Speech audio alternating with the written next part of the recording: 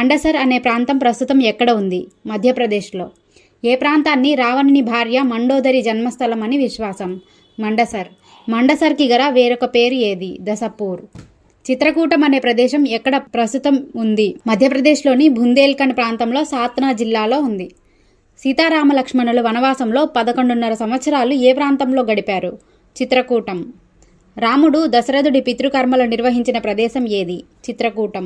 చిత్రకూటంలో ప్రవహించే నది పేరేమిటి? మందాకిని. పంచవటి అంటే ఏమిటి? 5 వటవృక్షాలు లేదా మర్రి చెట్టు ఉన్న గోదావరి నదీ తీర ప్రాంతం. సీతారాములు ఏ ప్రాంతం నుండి పంచవటిని చేరారు? చిత్రకూటం నుండి. ఈ పంచవటి ప్రస్తుతం ఎక్కడ ఉంది? మహారాష్ట్రలోని నాసిక్ అనే ప్రాంతం. సీతను రావణుడు అపహరించుకుపోయిన ప్రదేశం ఏది? పంచవటి. దండకారణ్యం అంటే ప్రస్తుతం ఏ ప్రాంతం? ఛత్తీస్గఢ్లోని బస్తర్ ప్రాంతం కేంద్రంగా ఉన్న అరణ్యం.